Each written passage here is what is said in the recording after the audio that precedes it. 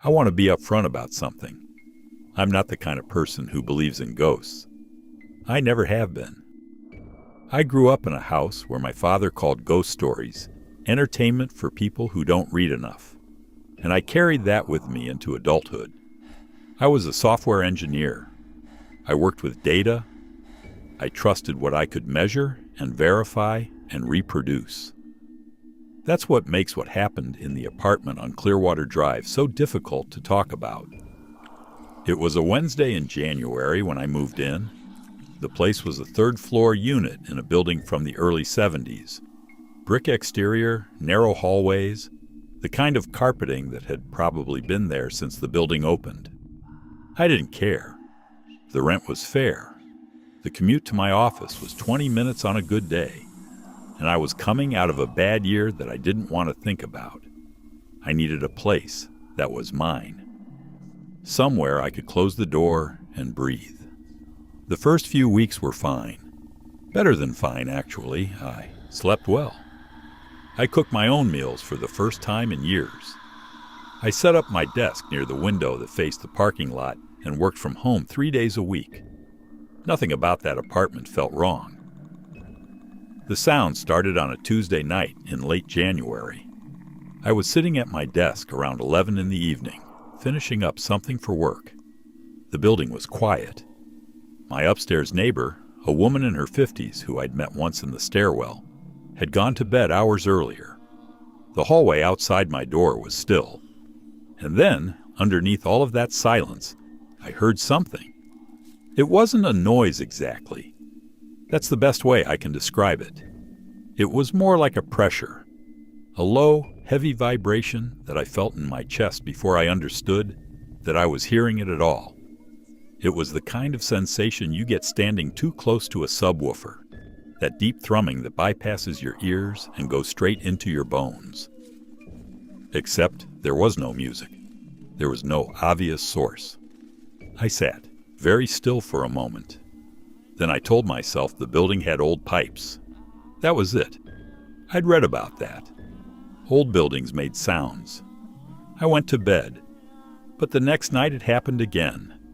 And the night after that. It was always the same time. Somewhere between 11 at night and 2 in the morning. Always that same low, pressing vibration. And the longer I sat with it, the more I noticed something else. Something I didn't want to notice. When the sound was there, I felt uneasy. Not frightened exactly. Not at first. Just wrong. The same way you feel when you walk into a room and immediately sense that something has shifted, even if you can't point to what. My skin would feel tight. My eyes would water slightly. Once, I became convinced, completely and irrationally convinced, that there was someone standing in the far corner of my living room, near the window, just standing there. I turned on every light in the apartment.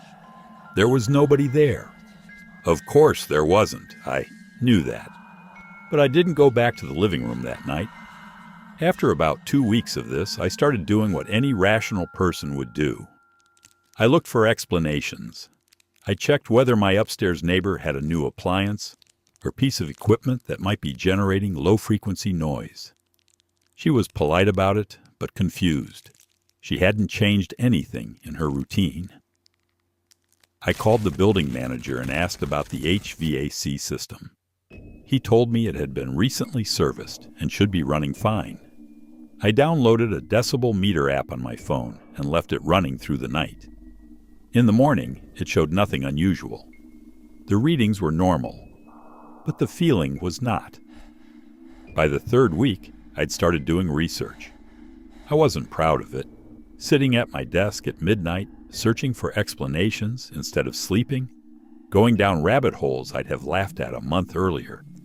And that's when I found it, a paper published in 1998 by an engineer named Vic Tandy, who worked at a medical equipment facility in Coventry, England. Tandy and his colleagues had been experiencing exactly what I was experiencing. A creeping sense of unease, feelings of being watched, peripheral visions of shapes that weren't there when they looked directly at them.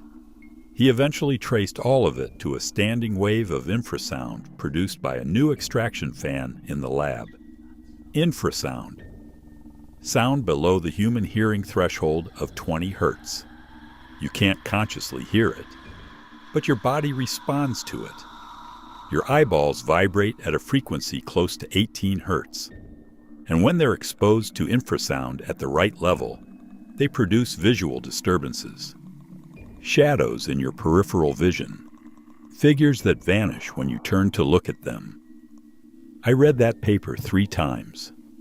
Then I walked slowly around my apartment with my phone, this time running a different application, one designed to detect low-frequency sound.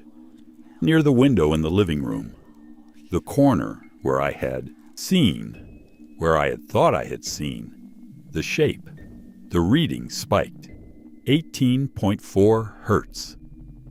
I stood there for a long time looking at that number. Outside, a truck was idling in the parking lot, its engine producing exactly the kind of low, sustained vibration that old brick buildings are known to amplify and channel. I opened my window. Cold air came in. The truck pulled away. The reading dropped. I don't know whether to feel relieved or unsettled by that explanation. The rational part of me, the part that my father raised, says this is exactly what happened. A truck, an old building, physics. And I believe that. I do.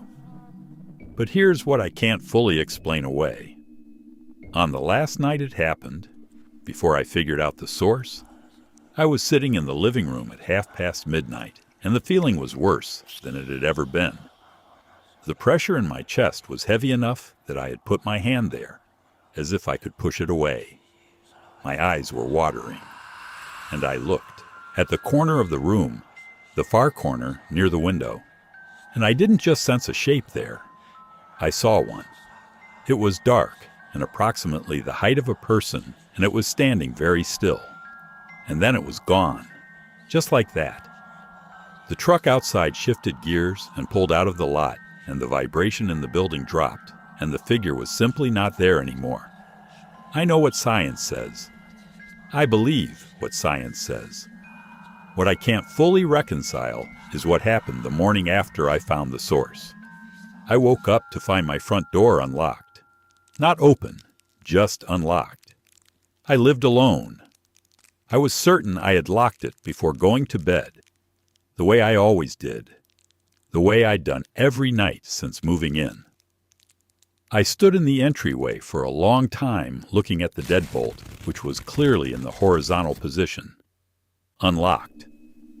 I checked the apartment, every room, every closet, the window in the bathroom that opened onto the fire escape. Everything was fine. Nothing was missing. Nothing was disturbed. I told myself I'd simply forgotten, that the stress of the previous weeks had made me careless. That was possible. That was completely possible. But I checked my routine very carefully after that. Every night I locked the door and then placed my hand flat against it for 5 full seconds, a habit I developed intentionally so I would remember. Not once in the following 3 months did I find that door unlocked again. Just the once. The morning after, I thought I saw something standing in my living room. I moved out of that apartment the following summer.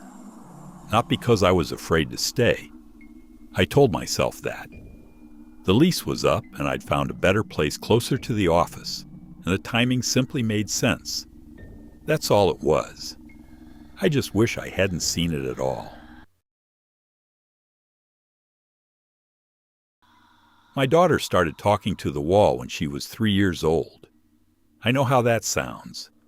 I have a degree in child psychology. I understand developmental stages and the role of imaginary friends in early cognition. And I am fully aware that children Emma's age routinely invent companions that feel completely real to them. When she first started sitting in the corner of her bedroom and whispering to a spot on the wall about 2 feet above the baseboard, I wasn't alarmed. I was curious. I sat down next to her once and asked who she was talking to. She looked at me with the particular patience that 3-year-olds reserve for adults who are missing something obvious. "Henry," she said. "Who is Henry?" "He lives here," she said. And then she went back to whispering. My husband Daniel thought it was charming. He took a video of her one evening, sitting cross-legged in the corner, explaining something in great detail to the wall. In the video, she's nodding every few seconds, like she's listening to a response. Daniel showed it to his mother during a video call, and everyone laughed in that fond, gentle way that people laugh at children being wonderfully strange. I laughed too. I really did. The house we were renting was a colonial-style 2-story on the edge of a small town in upstate New York. We'd moved there for Daniel's job. The house was built in 1961 and had that particular old house smell, wood and thyme and cold radiators, and the previous tenants had left a climbing rose against the back fence that bloomed pink in the summer. We'd been there for 4 months when Emma started talking to Henry. For the first few weeks, I paid attention to what she said to him. Most of it was ordinary. She told him about her day at preschool. She explained the plot of her favorite cartoon. She showed him her drawings. Normal imaginary friend behavior. Exactly what the literature would predict. Then she started telling him things she shouldn't have known. It happened gradually, so I almost missed the pattern. One night at dinner, she told Daniel, out of nowhere, that Henry said the fire was very hot. We both looked at each other. There had been no fire mentioned in her hearing, no news on, no conversation about it. Daniel asked her which fire, and she said she didn't know, that Henry had been sad about it. We put it down to imagination. 3 days later, Emma told me that Henry was sorry about his dog, that the dog had been sick and he had missed it. Did Henry have a dog? I asked her carefully.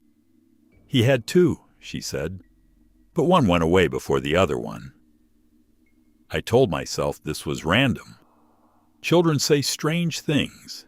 They piece together fragments of overheard conversations and dreams and stories into something that sounds specific but isn't. I told myself that until the night Emma came downstairs at just past 11, well past her bedtime, and stood in the doorway of the living room where Daniel and I were watching television. She had her stuffed rabbit under her arm.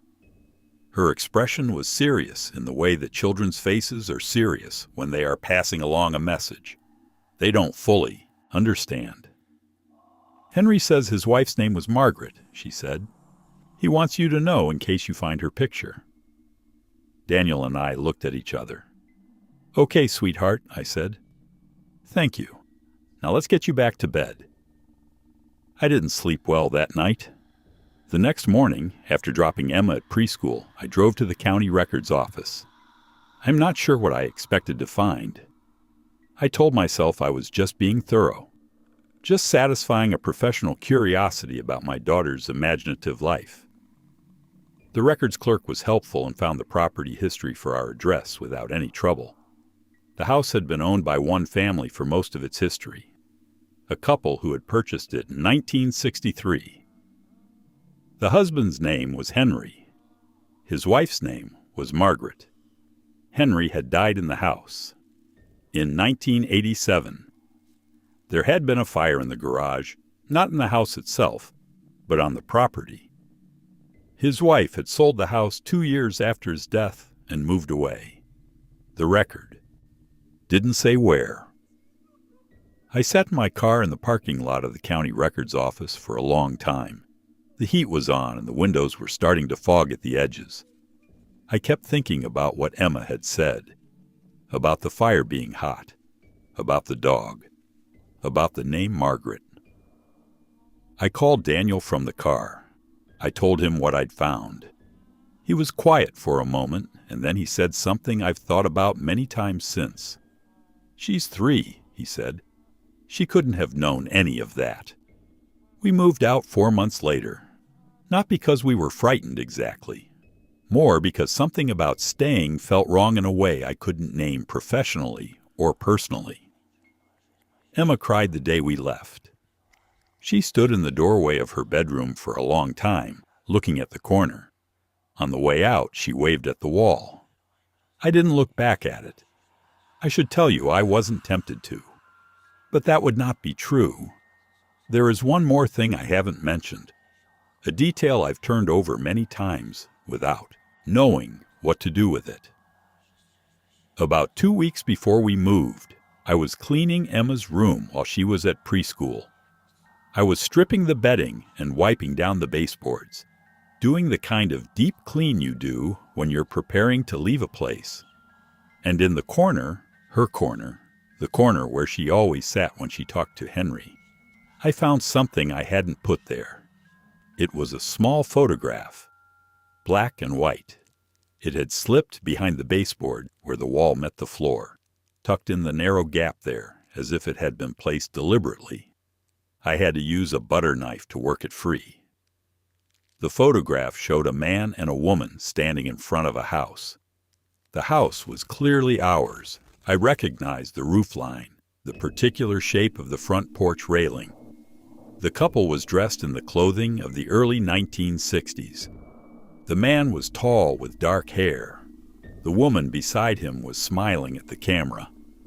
On the back, in faded pencil, someone had written 2 names, Henry and Margaret, 1964.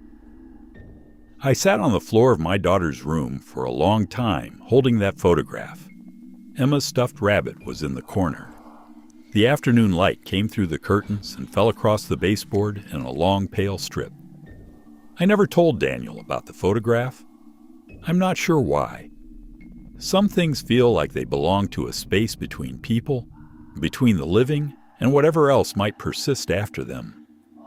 Sharing it felt wrong somehow, like opening a letter addressed to someone else. I still have it. I don't know what else to do with it. Throwing it away felt cruel, and I couldn't explain why. I hope Henry found Margaret wherever they both went. I hope he wasn't lonely in that corner for too long after we left. Emma never mentioned him again after we moved. I asked her about him once, gently, about a month into our new house. She looked at me blankly. "Who's Henry?" she said. And that was the end of it. For her, anyway. I found the photograph on a Thursday afternoon in late October, which feels significant now in a way it didn't at the time. My grandmother had passed away the previous spring, and I'd driven down to her house in rural Georgia to help my mother sort through 63 years of accumulated life. It was the kind of work that is equal parts heartbreaking and tedious. Box after box of objects that meant everything to one person and must now be assigned a value by people still too raw to think clearly about it. My mother handled the furniture. I took the attic. It was a low, hot space under the roof with a pull-down ladder and bare wooden boards and the particular layered smell of decades of Georgia summers. Cardboard boxes everywhere, old clothes and garment bags, 2 rocking chairs that had been up there so long they'd fused slightly to the floor, and in the far corner, pushed up against the slope of the roof, a tin box that I had to crawl to reach. Inside the tin box were photographs. Most of them were the kind you'd expect to find in any family's archive. Black and white prints, some with handwriting on the back, faces I half recognized or didn't recognize at all. Wedding pictures, Christmas pictures, people standing in yards in front of cars that dated the images to specific decades. Then I found the last photograph in the box. It was different from the others. Newer paper, for one thing, the kind of glossy stock that came into common use sometime in the 80s. And the image itself was simple, just a hallway. My grandmother's hallway, actually. I recognized the wallpaper immediately. The cream background with the small green flowers that had been there my entire life. The hallway was empty except for one thing. At the far end, standing just at the edge of where the hallway turned toward the kitchen, there was a figure, a person, or the shape of a person, dark clothing, standing very still, facing the camera. I looked at it for a long time. The figure had no clear features. The image quality was too low for that, and the distance too great. But there was something about the posture, something about the way it stood, too still, too deliberate, that made my chest tighten in a way I didn't immediately understand. I flipped the photograph over. On the back, in my grandmother's handwriting I would have recognized anywhere, were 4 words. She was here again. I set the photograph down on the floor of the attic and sat very still for a moment. The heat up there was significant. My shirt was damp. I could hear my mother moving around below me, the sound of drawers opening and closing. She was here again. Again. I picked the photograph back up and studied it. There were no other markings on it. No date, no name. Nothing to tell me when it had been taken, or who had taken it, or who, or what my grandmother had meant by she. I brought the photograph downstairs. My mother was in the kitchen making coffee. I set it on the counter in front of her and watched her face. She picked it up, looked at it, and then set it down with the particular deliberateness of someone putting something away in their mind. "Where did you find this?" she asked. "Tin box in the attic," I said. "Do you know who that is?" My mother was quiet for a moment. She poured her coffee. She looked out the window at the yard where my grandmother's climbing roses were going brown at the edges in the October cold. "Your grandmother used to say there was a woman in the hallway," she said finally. "Not often, mostly late at night. She said she'd seen her since the 70s. Did she ever describe her?" "She said she wore dark clothes," my mother said. "She said she always stood at the end of the hall and never came closer. And she said," my mother paused. She wrapped both hands around her coffee mug. "She said whatever it wasn't threatening. She said it felt like someone keeping watch." I looked at the photograph again. The figure at the end of the hall. Still, patient. "Did it frighten her?" I asked. My mother thought about that for a moment. "I think it did at first," she said. "But she lived with it for a long time. She said eventually it felt like company." We didn't say anything after that for a while. We drank our coffee. Outside, a wind came through the yard, moved through the browning roses, and made a sound like something settling into place. I kept the photograph. I don't know exactly why. It sits in a box in the back of my closet now, and I don't take it out often. But sometimes, on nights when the house is very quiet and the light in the hallway catches the edge of something in my peripheral vision, something that's gone when I turn to look, I think about my grandmother, living alone in that house for years, walking past that hallway every day, learning eventually not to be afraid. I think about the 4 words on the back of that photograph. She was here again. And I wonder whether whatever it was, whatever she was, followed someone out of that house when we cleared it. Whether it chose a new hallway somewhere. Whether it is, even now, standing patient and still at the far end of something.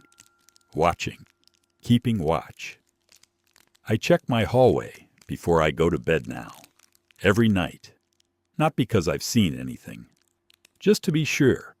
So far there has been nothing there. So far.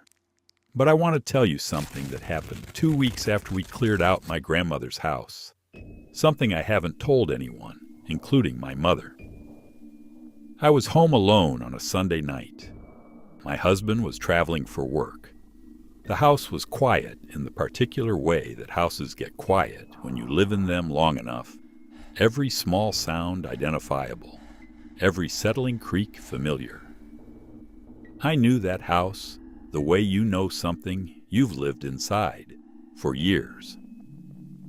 I was in bed reading when I heard footsteps in the hallway. Not the random pops and ticks of an old structure adjusting to temperature. Footsteps, even, deliberate, the soft sound of someone walking slowly and without urgency toward my bedroom door. I sat up. The footsteps stopped. I waited a long time. My phone was on the nightstand. I was aware of it and also aware of how foolish I would feel calling someone, my husband, the police, and trying to explain what I was hearing. I sat very still and I listened, and the house was completely quiet. Then, from just outside my bedroom door, from perhaps 2 feet on the other side of it, I heard a sound I have not been able to explain in the time since. It was soft, almost gentle, the kind of sound a person makes when they are simply present in a space. A slow exhale, perhaps, or the slight shift of weight from one foot to the other, something standing outside my door. I did not open it that night. I am not ashamed to tell you that. I turned on every light in the bedroom, and I sat in the middle of my bed with my back against the headboard, and I waited until morning. At some point, I must have fallen asleep because I woke up with the light still on and the book open across my chest and pale early light coming through the curtains. The hallway was empty. Of course it was. But here is what I keep returning to, what I can't put down. My grandmother lived alone in that house for years after my grandfather died. She walked that hallway every night before bed. She saw something there. Something patient and still and dressed in dark clothing, and she was frightened of it at first, and then she wasn't. She said it felt like company. She said it felt like someone keeping watch. My grandmother was alone for a long time, and something was there with her. I check my hallway before I go to bed now, every night without fail. I stand at the threshold and I look down the length of it, past the bathroom door and the linen closet, and the dark turn at the far end, where the light doesn't quite reach. Most nights, there is nothing. Most nights. There was one night, about a month ago, on a Tuesday in September, when the light at the far end of the hallway did something strange. It shifted, very slightly, the way a shadow shifts when something moves through it, and then it was still again. I stood there for a long moment, and then, because I didn't know what else to do, I said goodnight to the hallway, to the dark at the end of it, to whatever might be keeping watch. I don't know if that was the right thing to do. I don't know if anything heard me, but I slept better that night than I had in weeks, and I haven't been able to explain that either. Some things you simply have to learn to live alongside. My grandmother knew that. I'm starting to understand it now.